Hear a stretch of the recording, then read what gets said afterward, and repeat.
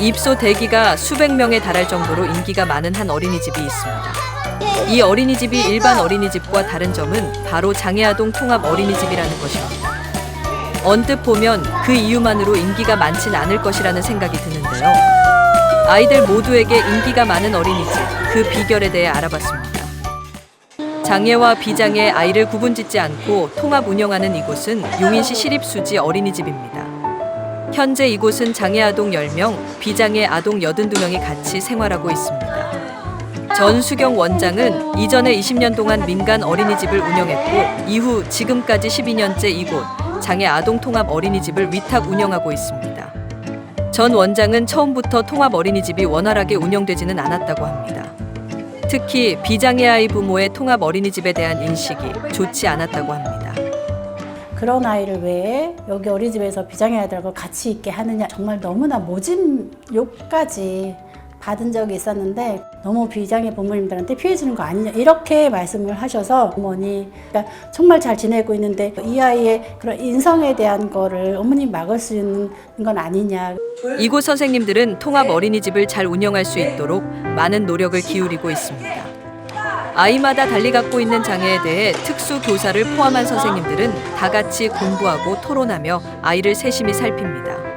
이렇게 말하고 소통하는 모습이 조금 더 보여지기 위해서 발표하기를 좀 권장하기를 했었어요.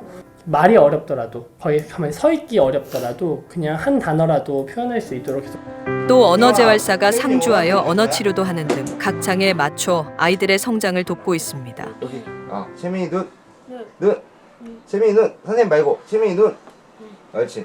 아이들은 어린이집에서 장애 여부와 상관없이 같이 보내는 시간을 통해 함께의 즐거움을 배우고 있습니다. 실제로 아이들은 각자의 특성을 이해하고 존중하면서 서로 어울리는 모습을 보여줬습니다. 편견과 차별 없이 지내는 생활은 아이들 모두에게 큰 성장을 가져옵니다. 나도 와서는 선생님이 가만히 냅두지 않잖아요. 재성이가 친구들과 좀 더 잘 지냈으면 하는 것도 있고 그러다 보니까 친구들한테 관심이 없었던 아이가 친구들에게 좀 관심이 생기고 좀 닫혀있던 문이 좀 열려서 친구들에 다가가는 모습이 좀 많이 좋아졌다고 생각이 돼요. 발전한 모습을 보면서 뿌듯하죠. 처음에는 사실 저희 아이가 그 장애통합반에 가서 다른 아이들로 인해서 좀 불편을 받지 않을까 좀 걱정은 솔직히 좀 하긴 했었습니다. 시간이 지나면서 아이가 그런 아이들을 도와주면서 그에 대해서 이제 뿌듯하고 보람을 느끼는 모습을 보면서 저렇게 성장을 하는 걸 좀 많이 느낄 수 있었습니다.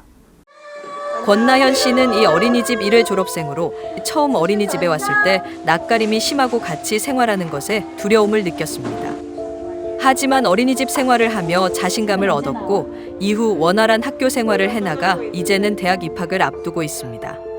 저는 이제 몸이 불편하다 보니까 친구들하고 어릴 때 잘 못 어울리고 좀 낯도 많이 가리고 그랬었는데 여기 오니까 친구들이 다 친절하게 대해주고 선생님도 뭐 다양한 활동을 할 수 있게 좀 도움을 많이 주셔서 자신감적인 부분에 도움이 많이 됐어요.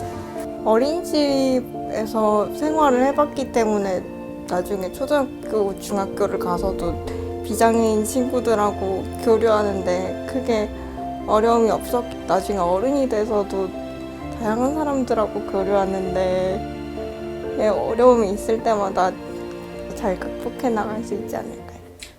전 원장은 어린이집에서 가장 중요한 것은 그 어떤 교육 프로그램보다 사랑이라고 말합니다. 이를 위해 어린이집에서 실천하고 있는 것이 있습니다. 바로 포옹입니다. 선생님들은 항상 아이들을 안아주고 토닥여주면서 사랑을 전달합니다. 전 원장은 어렸을 때 경험이 아이의 인생에 큰 영향을 미친다고 말합니다. 아이들이 어렸을 때 한 경험은 기억에 평생 남습니다. 훗날 이 경험이 장애, 비장애 아이들 모두에게 세상을 따뜻하게 살아가는 데 큰 도움이 되리라 생각합니다.